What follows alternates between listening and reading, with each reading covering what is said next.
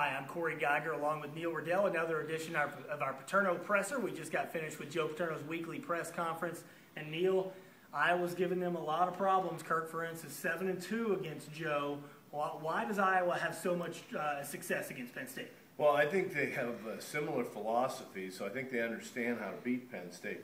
You know, if you look at the tape last year, even when Iowa was down, I believe it was like 10-5 at that point, Ferenc, with maybe 6 or 7 minutes to go, totally calm. I just think they're a very patient team that relies on a lot of the same type of principles, and I think they know Joe, for lack of a commercial. There you go.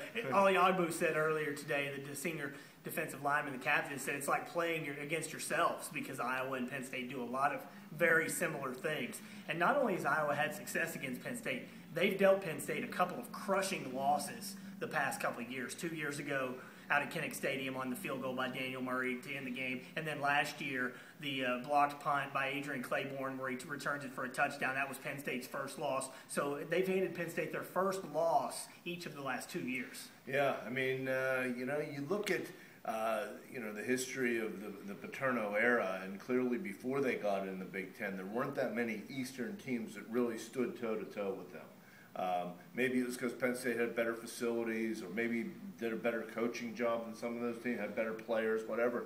But when they've gotten the Big Ten, I mean, Michigan had their run against them. Iowa's now in a good success. Penn State's had a lot of problems winning in Columbus, although they didn't in 2008.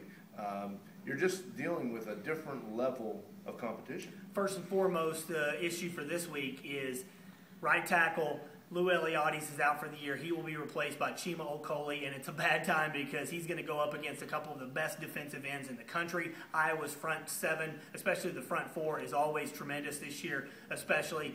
Can Penn State's offensive line give the running game or Rob Bolden any amount of time this week? I don't think so. We'll get to our predictions later, but I think that the coaches, and Joe touched on this a little bit, whether he plans to do it or not, I don't know. I thought you made a good point in your column. They're going to have to do some things to help the quarterback. You have a freshman quarterback going against a couple of NFL defensive ends. They're going to need to spread things out a little bit more, possibly use Kevin Newsom in a wildcat formation a little bit to show, maybe go to a shotgun, spread out a little bit, just to keep the defense a little bit more honest, and maybe in the red zone have a couple wrinkles. Play calling always seems to be an issue. Now, you've told me this many times. You've been covering this team for 33 years. When they get in the red zone, Joe's going to get 3 points. He's not going to make a lot of risky things to potentially give away 3 points, but that infuriates people because they become so predictable in the red zone. They have. I mean, I think that Temple defended their pass. I mean, I know we talked about throwing the fade. They threw a couple low percentage balls into the end zone, sort of safe plays, not over the middle. These They're last running couple on first and second down all the time at the 20-yard line. Yeah, they had that play to Jordan Norwood these last few years where they would throw underneath to him, and it was successful. They were able to score a couple times when they got to the 20 or the 15.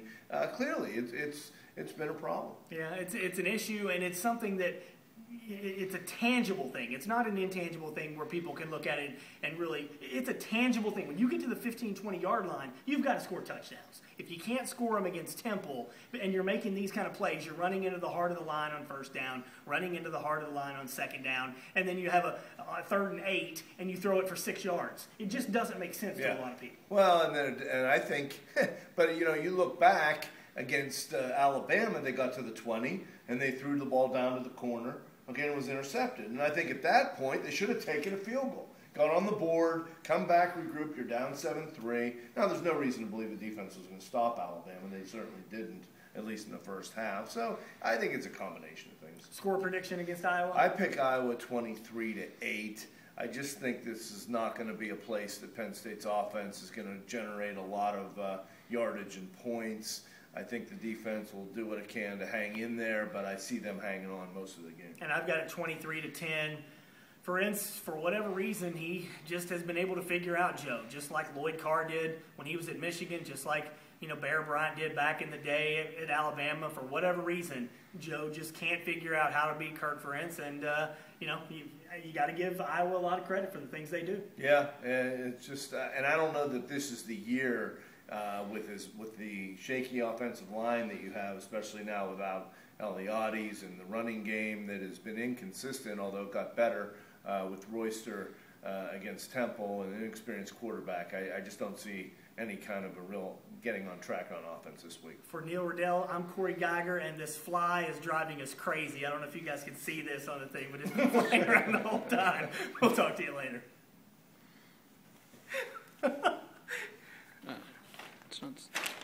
It didn't stop? No. Well, maybe it's because of the the text from Dana. Josh, did you get a copy? All right.